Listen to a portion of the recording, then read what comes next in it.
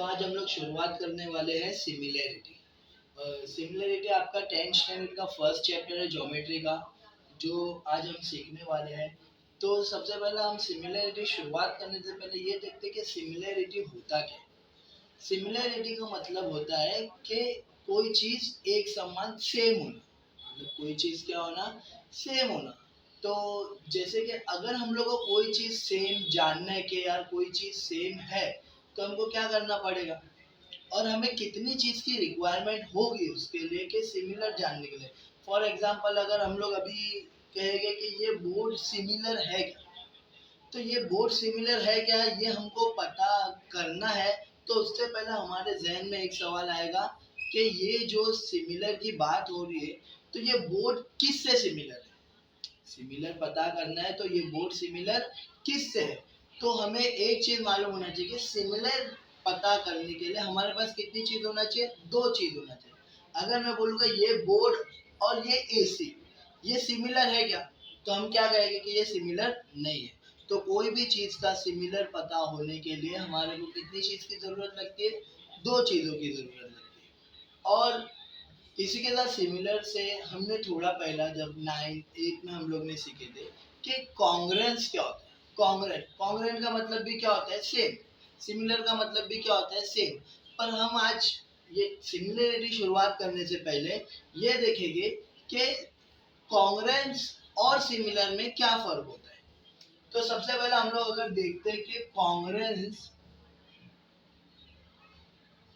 Congruency और similarity,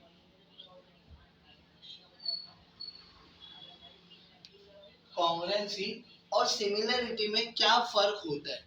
अब congruence का मतलब भी सेम होता है, सिमिलर का मतलब भी सेम होता है। दोनों जब सेम है तो इसमें फर्क क्या है, दोनों भी सेम है तो इसमें डिफरेंस क्या है, आज हम लोग वो सीखेंगे। तो अगर मैं इसमें सबसे पहला अगर मैं बात करूं शेप की, अगर मैं बात करूं शेप की कि कॉन्ग्रुएंस में शेप कैसा होना चाहिए, सिमिलरिटी में शेप कैसा होना चाहिए। तो कॉन्ग्रुएंसी में जो शेप होगा हमारा वो सेम होगा, सिमिलरिटी में जो शेप होगा हमारा वो भी सेम होगा। अब शेप सेम होना मतलब क्या, मतलब अगर हम लोग को कॉन्ग्रुएंस पता करना है कि ये दो कॉन्ग्रुएंस है क्या नहीं, तो उसके लिए हमें दोनों भी या तो ट्राइंगल चाहिए होगा या तो दोनों भी रेक्टेंगल चाहिए होगा। अगर मुझे एक बात बताओ, अगर मैं आपको कहूँ कि ये जो हमारा ट्राइंगल और ये स्क्वायर ये रेक्टेंगल हमारा सिमिलर है, तो आप लोग कहोगे कि ये सिमिलर नहीं, हमें डायरेक्ट पता, क्योंकि ये शेप क्या है, डिफरेंट है। तो इसमें साफ साफ हमें दिखाई दे रहा है कि ये सिमिलर भी नहीं है ना कॉन्ग्रुएंस है। तो सबसे पहली चीज जो हमको सिमिलर और कॉन्ग्रुएंस में पता होना चाहिए कि वो होगा हमारा शेप। क्या होगा हमारा वो शेप। अगर एक ट्राइंगल है तो दूसरा भी क्या होना चाहिए, ट्राइंगल। तो इसमें हम बता सकते हैं कि ये सिमिलर है या कॉन्ग्रुएंट। तो हमें ट्राइंगल होना जरूर, शेप सेम होना चाहिए। शेप क्या होना चाहिए हमारा, सेम। और सिमिलरिटी में भी शेप कैसा होना चाहिए, सेम होना चाहिए। अब शेप के बाद हम बात करेंगे साइज। किसकी बात करेंगे हम, साइज। अभी साइज की बात करें तो कॉन्ग्रुएंसी में साइज क्या होना चाहिए, सेम। जैसे कि अगर ये हम लोग दो ट्राइंगल ले रहे हैं, ये दो ट्राइंगल हमारा है, तो ये कैसे शेप का साइज का होना चाहिए, सेम। अगर ये 3 है तो ये भी 3, ये 4 है तो ये भी 4, अगर ये 5 है तो ये भी 5। तो इसको हम लोग बोलेंगे कि ये जो ट्राइंगल है ये कॉन्ग्रुएंट है। और अगर हम लोग सिमिलैरिटी की बात करें तो ये अपना हो जाएगा, जो साइज होगा वो डिफरेंट हो सकता है। सिमिलरिटी में साइज डिफरेंट हो सकता है, वो क्यों हो सकता है वो हम लोग आगे अभी देखेंगे। बस इतना आप लोग समझिए कि साइज जो है कॉन्ग्रुएंसी में सेम होना चाहिए और साइज सिमिलरिटी में डिफरेंट हो सकता है। मतलब अगर एक ट्राइंगल हमारा ऐसा छोटा है बना, तो दूसरा ट्राइंगल हमारा बड़ा हो सकता है। ये दो ट्राइंगल को हम लोग कॉन्ग्रुएंस तो नहीं बोल सकते क्योंकि साइज अपना सेम होना चाहिए, बट इसको हम लोग सिमिलर कह सकते हो। वो क्यों कह सकते हो वो हम लोग थोड़ी देर में आगे देखेंगे। सिमिलर इसे कह सकते हैं, ये मैं कह रहा हूँ अभी, आगे आगे हम लोग इस चीज को प्रूव करें। अगर शेप साइज हो गया, तो अगर हम लोग बात करें सिंबल की, अभी हम लोग बात करते हैं ये सिंबल की। कॉन्ग्रुएंसी में सिंबल कैसा होता है, आप लोग जानते होंगे कि ऐसा इक्वल टू की साइन होती है और ऊपर ऐसा, तो इसे कहते हैं कि ये कॉन्ग्रुएंट का सिंबल होता है। सिमिलरिटी का सिंबल क्या होता है, सिमिलरिटी का बस ऐसे शेप में होता है, ये सिमिलरिटी का सिंबल होता है। ठीक है, अगर हम लोग इसको रियल लाइफ एग्जांपल में देखें, तो कॉन्ग्रुएंसी जो होती है, कॉन्ग्रुएंस मतलब सेम साइज और सेम शेप होना चाहिए, दोनों चीज सेम होना चाहिए। तो अगर रियल लाइफ के एग्जांपल में देखेंगे तो मैं कह सकता हूँ कि पेजेस ऑफ बुक, आप एक बुक ले लो, बुक में अगर आप कोई भी एक बुक लोगे, तो वो एक बुक में अगर आप देखोगे, उसको पेज को टर्न करोगे, तो आपको सेम साइज और सेम शेप दिखेगा। रेक्टेंगुलर शेप में बुक होती है, तो सेम साइज शेप हो गया हमारा रेक्टेंगुलर, और साइज की बात है तो वो साइज भी जो होती है सारे बुक्स के पेजेस की सेम होती है। ऐसा आप नहीं कह सकते कि कोई बुक का पेज बड़ा है कोई छोटा है, ऐसा नहीं। एक बुक की अगर हम लोग बात करेंगे, पेजेस ऑफ बुक, एक बुक में तो उसके सारे पेजेस एक समान ही होते हैं, इक्वल होते हैं। और अगर रियल लाइफ एग्जांपल, अगर हम लोग सिमिलरिटी की बात करें, सिमिलरिटी में रियल लाइफ एग्जांपल क्या ले सकते हैं हम लोग, तो आप बॉल्स ले सकते हो, बॉल्स। अभी आपके पास डिफरेंट डिफरेंट टाइप्स बॉल होते हैं, क्रिकेट के बॉल होते हैं, फुटबॉल के बॉल होते हैं, बास्केटबॉल के बॉल होते हैं। तो आप देखोगे उसका जो शेप होता है वो सर्कुलर होता है, पर वो जो उसकी साइज जो रहेगी हमारी क्या होगी उसकी डिफरेंट। क्रिकेट का बॉल छोटा आता है, फुटबॉल का बॉल बड़ा होता है, अलग अलग साइज के बॉल होते हैं। तो ये सिमिलरिटी में हो सकता है कि बॉल।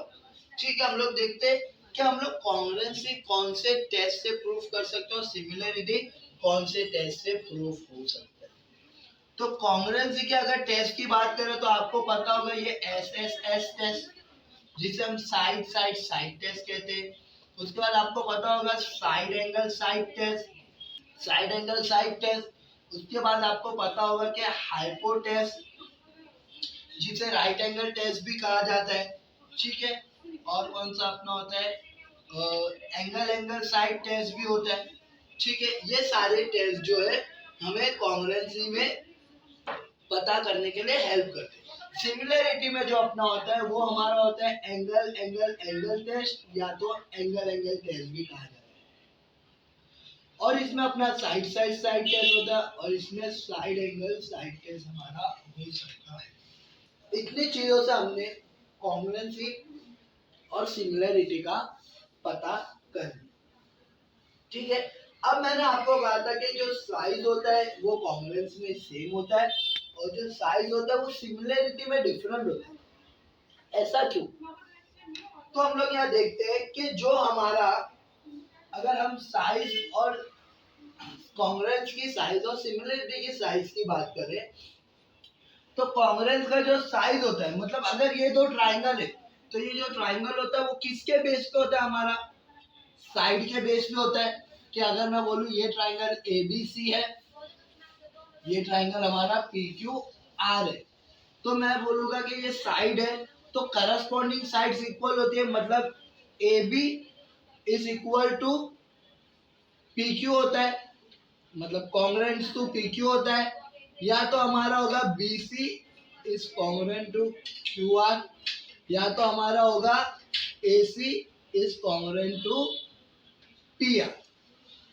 ये हमारा होता है, किसकी बात कर रहे हम लोग, कॉन्ग्रुएंसी। किसकी बात कर रहे हम लोग, कॉन्ग्रुएंसी।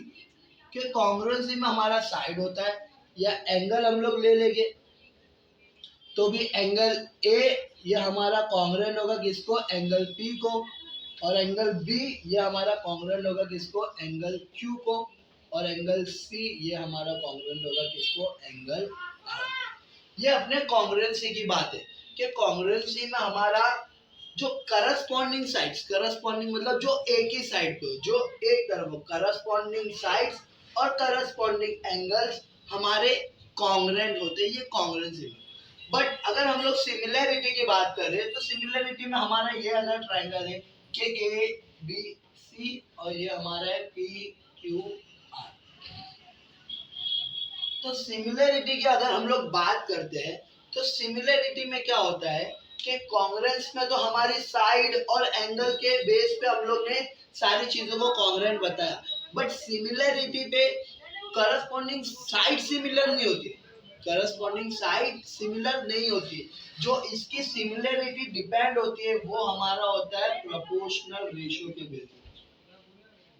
प्रोपोर्शनल रेशियो के बेस पे क्या होता है हमारा प्रोपोर्शनल रेशियो। प्रोपोर्शनल रेशियो बोले तो क्या आपको पता होगा, रेशियो बोले तो अपॉन में, जैसे कि 1/2 या 1:2, इसको हम लोग बोलते हैं रेशियो। जो भी अपॉन में आता है या इस टू में आता है 1:2, तो इसको हम लोग बोलते हैं रेशियो। तो वैसे ही ये जो दो ट्राइंगल है ये सिमिलर जो हो गए ना वो हमारा प्रोपोर्शनल रेशियो के बेस पे हो गए। मतलब proportional ratio A B upon में पी क्यू होगा। यहाँ पर हमारा क्या था A B congruent to P Q, but यहाँ पर जो करस्पॉन्डिंग साइड रहेगा वो हमारा रेशियो के बेस में होगा। तो ए बी अपॉन में पी क्यू होगा is equal to B C upon में क्यू आर होगा is equal to A C upon में पी आर।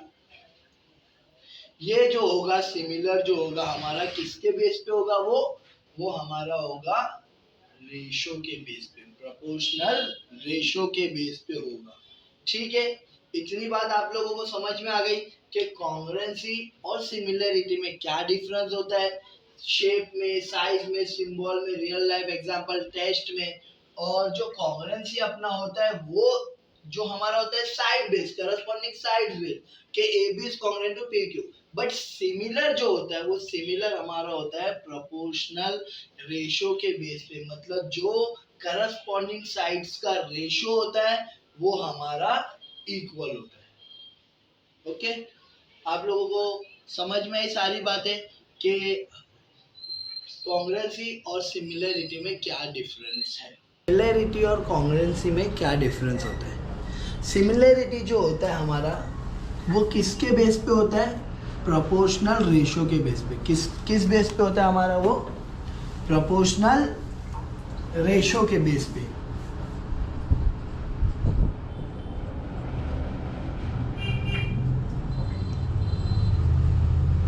प्रोपोर्शनल रेशियो के बेस पे। तो हमने लिखा था कि ये हमारे पास दो ट्राइंगल है, समझो एक ट्राइंगल ये है, एक ट्राइंगल ये है।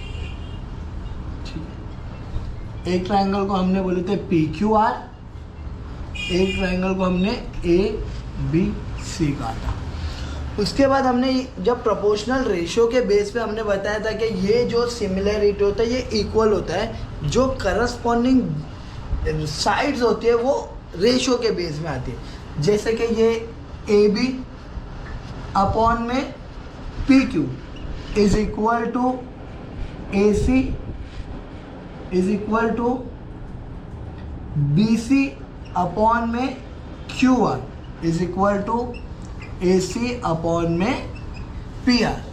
ये जो अपनी करस्पॉन्डिंग साइड्स होती है ये रेशियो के बेस में आते हैं। देख रहे हो आप लोग कि A B upon P Q, ये ऐसा भी हो सकता है कि A B is to P Q, या B C is to Q R भी लिख सकते हैं, या A C is to P R भी हम लोग लिख सकते हैं। ये क्या होता है हमारा, ये जो होता है ये अपना होता है प्रोपोर्शनल रेशियो। ये क्या होता है हमारा प्रोपोर्शनल रेशियो होता है।